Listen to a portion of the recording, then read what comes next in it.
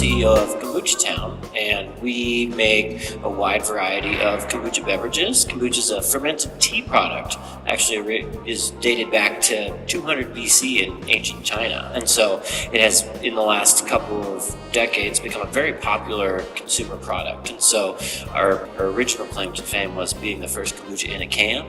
And now we're really innovating out of that specific category and adding the functional benefits of the live culture, which is probiotic, antioxidants, things that really help instill a great deep sense of wellness in our bodies, into other products as well. So we're continuing to innovate to create healthy beverages for people on the go.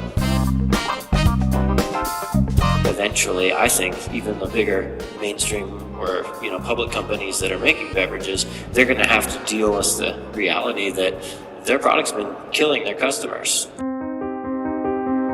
No, your story's a little different. Yeah, so for me, I relatively young in life, I guess young adulthood.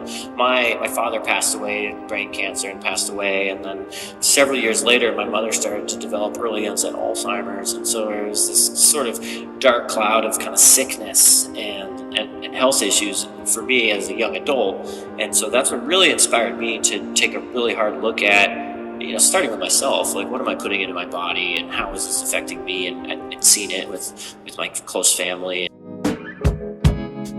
So we've been in business for a good amount of time. I actually started my business by selling my kayak to buy some 5-gallon buckets. So also bootstrapped, very brick and mortar.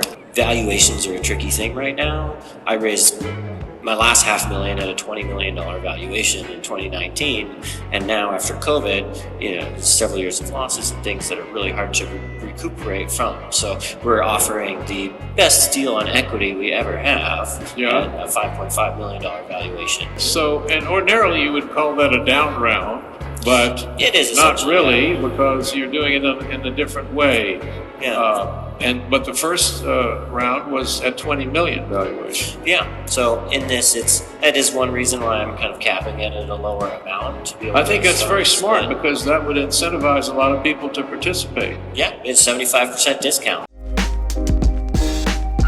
And I've seen so many businesses in my industry take on a bunch of money, spend it with some reckless abandon, trying to buy up market share, and then the founders get fired because it didn't work out.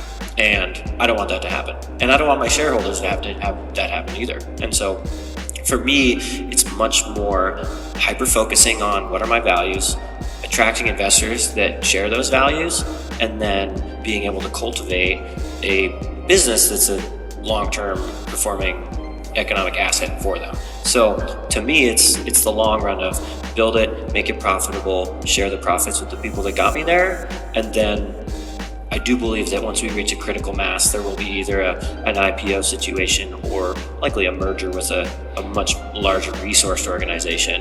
And in that situation, I'm definitely going to make sure that there are lucrative exit opportunities for people that don't necessarily want to have to hold on to it for decades.